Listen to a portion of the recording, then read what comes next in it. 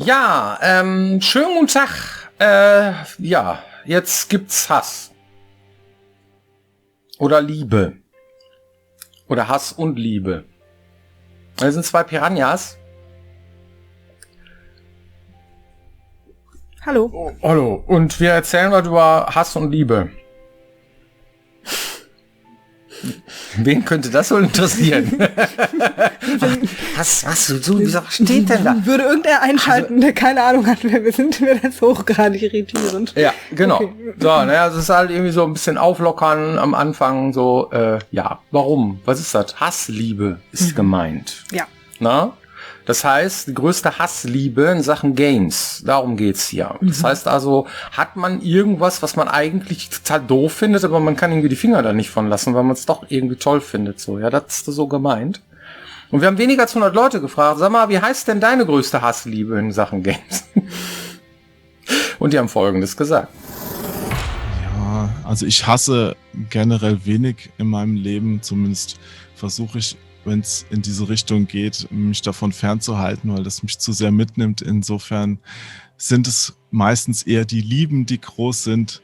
Natürlich gibt's Spiele oder Spielelemente, die ich einfach hasse, wenn ich jetzt in einem Rollenspiel zum Beispiel wieder 10 Kröten erschlagen muss, bevor ich den nächsten silbernen Löffel bekomme, mit dem ich dann dies bekomme. Also das nervt ein bisschen. Also grinden nervt ein bisschen. Andererseits Jump and Run.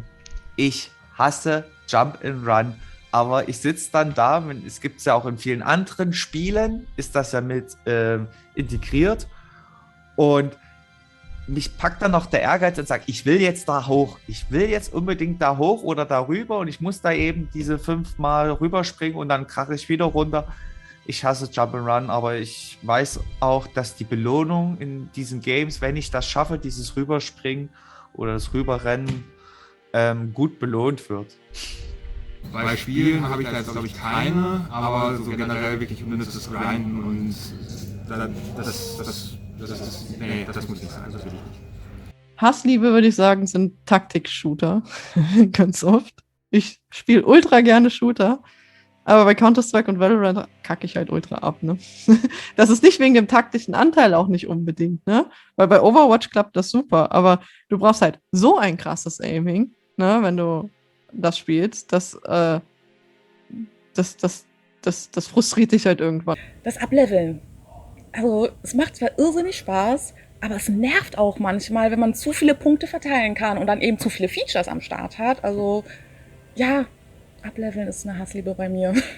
Vielleicht ist es das Craften an sich, weil ich das einerseits wahnsinnig gerne tue, aber andererseits es auch furchtbar nervig sein kann.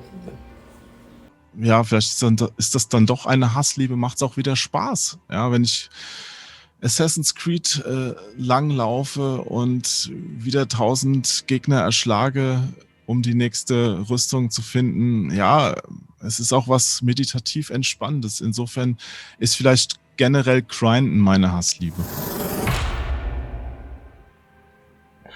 Ja, und deine?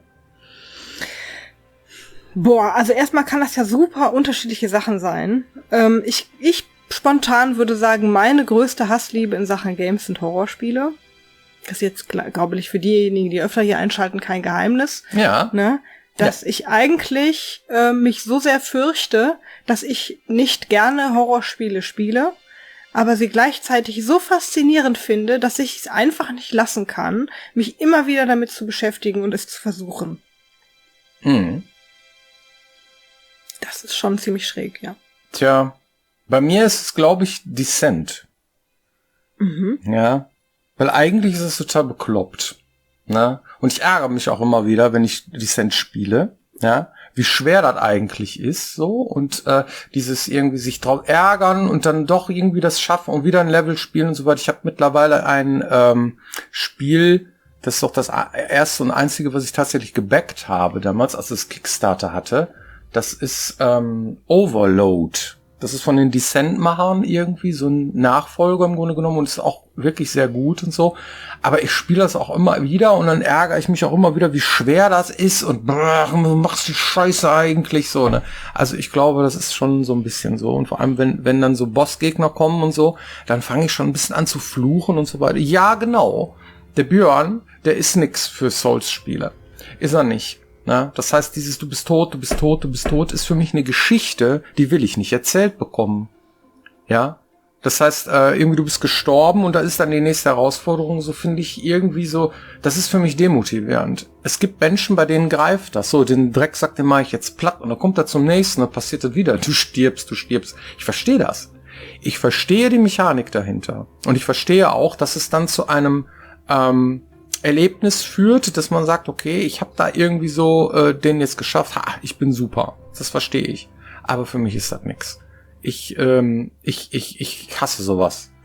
Ich hasse sowas, ja, ich reiß mir den, ne, und dann irgendwie, und dann stirbst du ständig und so. Für mich ist also ich bin ja so ein Märchenonkel, ich möchte gerne eine Geschichte erzählt kriegen. Und wenn ich merke, dass ich immer nur irgendwie ganz knapp mit meiner Lebensenergie rumhaushalte und hast du nicht gesehen und sie irgendwie nicht hinkriege, dann ständig sterben muss. Das heißt, die Geschichte, hat dann für mich immer irgendwie einen Riss. So, ne? Und dann, ja, wir tun so, als wäre das nicht passiert. Das finde ich irgendwie ganz fürchterlich. Und das macht mir keinen Spaß. Deswegen ist das für mich so eine Hassliebe bei solchen Spielen. Mhm. Na, also ich spiele solche Spiele auch. Descent ist ein super Spiel. Es ist auch so, ne? Du suchst Herausforderungen. Ne? Das ist so wie bei Souls-Spielen so, ne? Du musst halt Skills haben, du musst diese 360 Grad, du musst das lernen, wie mit den Gegnern, diesen unterschiedlichen Skills, die haben, die du hast und so. Das ist schon sehr Souls-like, das Ganze. Aber ich hasse das eigentlich. Ne? Vor allem, wenn man ständig explodiert, wenn man Raumschiff explodiert, schon wieder kaputt. So, ne? Ja, das ist Hassliebe, auf jeden Fall. Ja, ich fühle das. Also ich weiß noch, als ich damals diesen Gameboy hatte, und da hatte ich Super Mario Land. Und Super Mario Land war so gemacht irgendwie, das hatte 12 Level. Das letzte war irgendwie Weltall. Und das war wirklich schwer. Und du hattest quasi damals noch zu deinem Leben und du konntest natürlich mehr davon sammeln und kriegen irgendwie und dann irgendwie da durchkommen. Aber manchmal war es schon so, dass du, wenn du im Level 8 warst und du hattest zu wenig, dass du schon wusstest, du kommst damit nicht durch Level 12.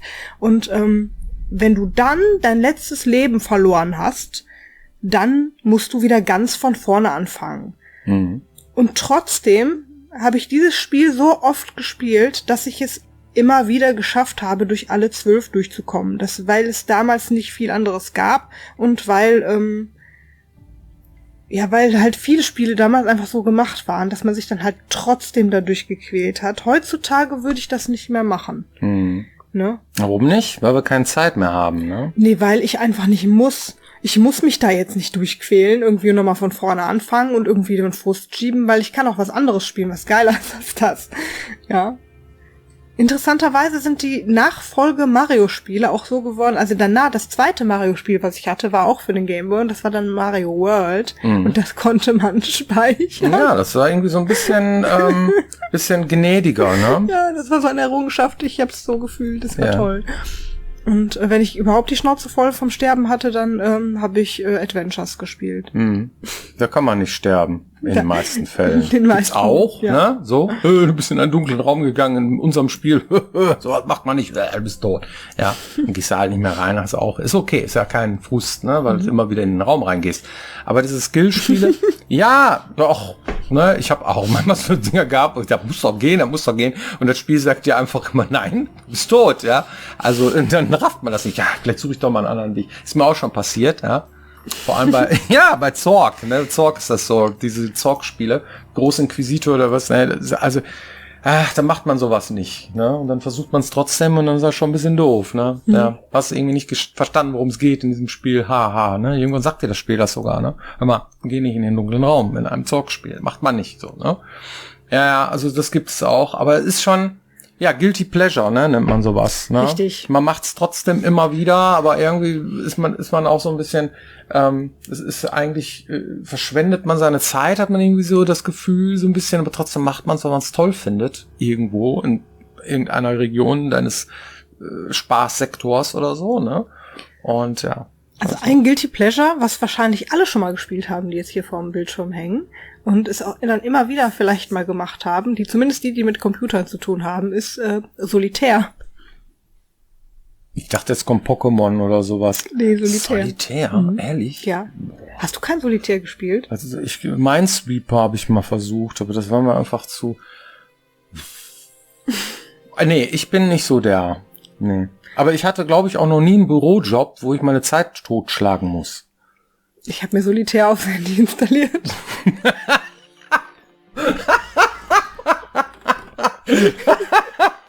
Ja, das ist nicht so Guilty Pleasure, das ist halt ein hoffnungsloser Fall. Ja, Solitär aufs Handy. Ja, bitte, gerne. Ja, mach, ja. Läuft. So zwischendurch mal. Ja, ach, ne, während man auf den Bus wartet oder so, ne, das macht das ja vielleicht auch Sinn, ne? Ja, mittlerweile gibt's ja Solitär, das ist nicht einfach nur Solitär, sondern das ist die Solitär-Kampagne. Ach Gott. Ja, du kannst Solitär Ja. spielen, währenddessen deinen Garten pflegen. Ja. Ja, ach du, ich spiele auch gerne Match-3-Spiele, ne, wo du halt hier so Candy Crush irgendwie drei in einer Reihe und so weiter. Vor allem Gunspell spiele ich immer wieder. Das ist auch so ein Guilty Pleasure, ne. Eigentlich geht das Spiel immer weiter und es macht eigentlich aber es macht Spaß. Ich mach's immer wieder, ne. So, also zumindest der erste Teil. Der zweite macht mehr so auf Multiplayer. Das ist nicht so meins, aber der erste, das spiele ich immer noch. Da gibt's mehrere Episoden, das ist so ein Endlosspiel, so, ne? Und das ist cool. Ja. Also Kurzweil. Kurzweil kann auf jeden Fall eine Triebfeder für Guilty Pleasures sein. Ja. So, ne? Aber es ist ja keine Hassliebe. Es ist ja schon eher, ja, man möchte das spielen. Und man möchte nur keinem davon erzählen, ne? Ja, deswegen ist ja auch ein Guilty Pleasure. Was? Du spielst so, also, ne. Ja. Ja. Was ich? Nein. Du hast hier stehen Lieblingsspiele. Ab wann kann man sie weiterempfehlen und warum gut? Genau, ich habe gedacht, ich kürze das mal. Ja. Also, wenn ich ein Spiel besonders gerne spiele, dann gibt es die Spiele, wo ich sagen muss, das musst du unbedingt auch spielen, das ist so geil, das Spiel. Ne? Das ist mir zum Beispiel so ergangen bei Fallout 3. Fallout 3 fand ich so toll, in 3D und in First Person. Ich mag First Person. Und das war so riesig und so postapokalyptisch und die hatten richtig viele unterschiedlich spannende Geschichten, die man spielen konnte. Ich fand das Spiel toll. Jedenfalls habe ich dann auch anderen gesagt, dass ich es toll finde und habe gedacht, das kann man uneingeschränkt empfehlen für alle, die Open-World-Rollenspiele mögen und dabei auch keine Scheu für Zukunftsszenarien haben. Aber es gibt ja auch Spiele wie diese Guilty Pleasures, die du genauso gerne spielst, aber dann das nicht empfehlen würdest. Also genau weiß derjenige sagt, was machst du denn da den ganzen Tag mit deiner Zeit oder was? Potenziell, genau. Und die Frage, die ich mir halt gestellt habe, ist, ab wann ist das so? Auch eine Hassliebe, die man hat. Ab wann kann man anderen sagen, ja, das ist eine Empfehlung, das musst du unbedingt auf deine Agenda und spiel das doch auch mal. Und ich möchte gerne, dass du dieselbe Erfahrung hast wie ich, hoffentlich. Bei anderen, da ist man sich von vornherein ziemlich sicher, hat die Person wahrscheinlich nicht. Mach das nicht. Ne? Ja, aber das ist mein Lieblingsspiel. Es gibt viele Lieblingsspiele, aber eins, was immer wieder mal aufkommt und wo ich immer wieder Bock drauf habe, ja, was auch irgendwie in unterschiedlichsten Facetten immer wieder aufkommt, ja, ist das hier. Das ist System Shock. Ja, es gibt BioShock, das ist so ähnlich. Das ist auch im Sinne dieser Spielreihe, ja, es gab 2 davon, System Shock 1, System Shock 2, dann gab es auch ein 2,5, das habe ich mir noch nicht angeguckt, das müsste ich mal machen, ja, wo einige Aspekte noch mit hinzugekommen sind, es wurde ein Remake gemacht und solche Dinge, ja. Und es gibt auch irgendwie einen 3. Teil, der jetzt irgendwie in Produktion ist, der aber ewig auf sich warten lässt und so weiter. Aber es gibt auch so Spiele wie Prey, 2017 rausgekommen. Ja, es hat mit dem alten Prey, mit diesem Indianer und den Außerirdischen da nichts zu tun, sondern es ist ein System Shock Derivat. Ja, und das ist so eine Sache, die kommt mal immer wieder. Ja, und die spiele ich auch gerne. Die erinnert mich an Stygian Abyss. Das ist Ultima Underworld. Ja, das sind so Spielmechaniken. Da rennst du durch eine begrenzte Welt mit Ebenen. Ja, und musst halt irgendwie da raus oder irgendwie musst versuchen, Menschen zu retten oder irgendwie so ein Kram und so. Und das hier, das ist so horrormäßig. Das ist halt irgendwie auf einer Raumstation und irgendwie die KI, die dreht durch und macht die Menschen irgendwie zu. Das ist super, ja. Das ist so ein Ding, das ist eins meiner Lieblingsspiele. Und diese Art von Spiele würde ich auf jeden Fall immer wieder empfehlen. So, ja. Auch wenn es manchmal, wenn man Prey spielt und das hier kennt, dann weiß man, okay, das ist im Grunde genommen sehr, sehr ähnlich. Aber es hat halt auch neue Elemente. Du kannst den Raumanzug anziehen, draußen in der Station rumfliegen und so weiter. Das ist sehr, sehr artverwandt, so die beiden Spiele. Ist zu ich würde es empfehlen. Aber ein Guilty Pleasure ist so, ne, Pokémon. Will man jemanden Pokémon empfehlen? Will man jetzt noch jemanden, der irgendwie da nicht mitgemacht hat, tatsächlich irgendwie empfehlen, der spielt Pokémon Go? Ich mache das tatsächlich. Ja, ne? Ja. Ja. Weil da kann man ja mitspielen, so, ne? Und das ist auch so ein Spiel, da kannst du mitmachen oder auch nicht. Du bist auch sehr schnell drin. Also So. das ist tatsächlich heutzutage auch immer noch sehr zugänglich und ich würde sogar sagen, besser zugänglicher als damals, weil die das mit der Ausgewogenheit mittlerweile besser im Griff haben. Ja, das heißt also, dass wenn du jetzt mit dem Level 0 anfängst oder mit Level 1 oder so, hast du trotzdem Spaß mit dem Spiel. Du musst nicht irgendwie so, komm du erst mal in mein Level, ansonsten will ich mich mit dir gar nicht abgeben. Diese Art von Spiele, die würde ich auch nicht weiterempfehlen. Ja. So, weil du hast den Absprung verpasst, irgendwie da am Anfang mitgemacht zu haben. Du bist halt nicht Level 31, da brauchst du gar nicht damit wieder anfangen. Und das hat Pokémon Go nicht. Also das würde ich auch empfehlen, ja. Überhaupt nicht. Also du bist super schnell drin. Also das ist super dankbar am Anfang, sehr rewarding und du kannst von Anfang an mitraden dann mit den anderen. Ja. Und das ist so wirklich, also für jeden, der gerne spazieren geht, irgendwie ein No-Brainer. Ja, das schon. Das ist richtig, ja. Finde ich wirklich gut. Jetzt hast du hier stehen, über Geschmack lässt sich nicht streiten. Vielfalt ist immer gut. Genau, den Gedanken, den ich dabei hatte, ist, viele unterschiedliche Spielearten erlauben es uns auch, überhaupt so zu denken. Ja. Das heißt, wenn ich jetzt viele verschiedene Horrorspiele zur Auswahl habe, ist die Wahrscheinlichkeit, dass eins dabei ist, was ich packe, natürlich auch so hoch. Ja, das stimmt. Weißt du, was ich meine? Ja. Und dann deswegen finde ich das immer toll. Ich finde Vielfalt immer toll. Grundsätzlich, weil ich dann die Wahl habe. Weil ich dann auch im gleichen Genre Dinge spielen kann. Ja, das heißt, ich muss nicht auf den Shooter warten. Ich muss nicht auf das Rollenspiel warten, sondern ich find's toll, wenn ich eine Auswahl habe innerhalb meines Genres, auf das ich gerade Bock hab. Und dann kann ich auch irgendwie, also ein Horrorspiel, was ich zum Beispiel sehr gut gepackt habe, also sehr gut, ich habe mir trotzdem in die Hose gemacht, aber egal, ist hier von Krillbite, das mit dem Kind, da spielst du so ein kleines Kleinkind und musst dann durch das gruselige Haus. Aber das war schon ziemlich gruselig, vor allen Dingen mit dem Sound. Da komme ich jetzt auch auf den Namen nicht. Among the Sleep. Among the Sleep fand ich super. Super schönes Spiel, unfassbar gruselig, finde ich. Es gibt Leute, die finden das nicht gruselig. Ich finde das trotzdem sehr, sehr, sehr gruselig. Und das habe ich so gerade eben gepackt im Alleine spielen. Ne? Also wenn jemand mit mir spielt, dann ist es schon wieder einfacher. Dann kann ich, wenn es zu gruselig wird, abgeben. Aber wenn nicht, dann muss das schon irgendwie seicht genug sein, als dass ich das packe. Und dieses Spiel war so perfekt, was das angeht. Während so furchtbare Horrorspiele mir dann too much sind. Und ich finde Vielfalt an der Stelle super. Dann kann ich mir die super gruseligen bei anderen angucken. Oder im Stream oder auf YouTube. Und die leichten, die spiele ich dann auch immer wieder und versuche mir beizubringen, das auch zu können. Ja. Soma ist auch sowas. Ne? Das ist so eine Mischung aus das, was du jetzt meinst, und System Shock. So, ne? Das auch mit so einem Philosophieansatz und so, ne? Auch super Spiel. Solche Dinge würden wir auf jeden Fall auch immer wieder empfehlen. Ja. Das machen wir aber auch immer wieder.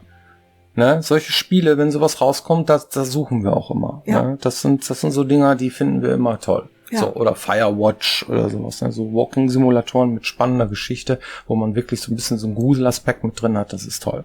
Richtig, und an der Stelle gibt es auch kein richtig oder falsch, weil andere Leute empfinden das halt anders. Die haben andere Sozialisation genossen oder andere Erfahrungen gemacht und die finden halt andere Dinge gruselig als ich zum Beispiel. Und das ist ja auch super so. Ne? Deswegen muss man halt gucken, dass irgendwie immer für jeden was dabei ist und alles so seine Existenzberechtigung hat. Deswegen finde ich es auch immer schön, wenn die Vielfalt gewahrt bleibt. Ja. Hast du eine Community-Frage? Bestimmt. Ja. Hier fragt jemand, hattet ihr eigentlich irgendwann mal irgendwelche Monkey Island-Referenzen in euren Spielen? Und beantwortet die Frage eigentlich auch schon selbst. Ich kann mich an ein Grab und ein Buch aus Risen 3 erinnern, die den Namen Murray hatten. Um das zu bestärken, klar, haben wir auch Monkey Island-Referenzen. Überhaupt ist es so, dass Lieblingsserien, Lieblingsfilme oder Lieblingscharaktere, die wir in der Vergangenheit kannten, Lieblingsschauspieler, Lieblingsspiele, Lieblingsgenres, die uns in unserem Leben so begegnet sind, einfach prädestiniert dafür sind, sich in Easter Eggs im Spiel wiederzufinden. Und immer wenn wir ein bisschen Zeit übrig haben, das heißt, wenn wir gut in der Zeit gearbeitet haben, erlauben wir uns, solche Kleinigkeiten ins Spiel einzubauen. Deswegen sind unsere Spiele immer voll davon. Also diese Dialogoptionsmechanik von LucasArts Adventures, speziell Monkey Island, ne, ist etwas, wo wir uns auf jeden Fall auch diese Dialogoption-Mechanik in unseren Spielen uns abgeguckt haben, schon sehr früh, damals schon bei Gothic, ganz klar. So, ne, weil das fanden wir toll. Das ist eine Sache. Der dreiköpfige Affe, den haben wir dann auch irgendwann mal eingebaut, also nicht als Figur, sondern als Gimmick, irgendwie als Spruch oder irgendwie so. Und da gibt's halt unheimlich viel Kleinkram, den wir dann auch sehen. Gerade im Hinblick darauf, dass wir Risen 2 gemacht haben, haben wir sehr viele Anspielungen auch auf Ich will Pirat werden, ne, gemacht, so, weil das ist halt irgendwie so der Typ, der halt Pirat werden will. Da haben wir auch sehr viele Anspielungen auf Monkey Island drin, gerade in Risen 2. Das könnt ihr euch angucken. Ja, vielen Dank für die Frage und hoffentlich seid ihr nächste Woche wieder hier, wenn es heißt Piranha Becken TV. Genau. Bis dann, macht's gut. Tschüss.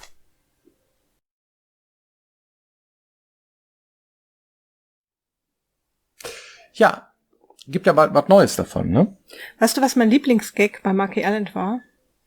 Warum so ein langes Gesicht? Kommt ein Pferd in die Kneipe? Jetzt habe ich die Pointe versaut. Nein, das war Hot Shots. Ach so.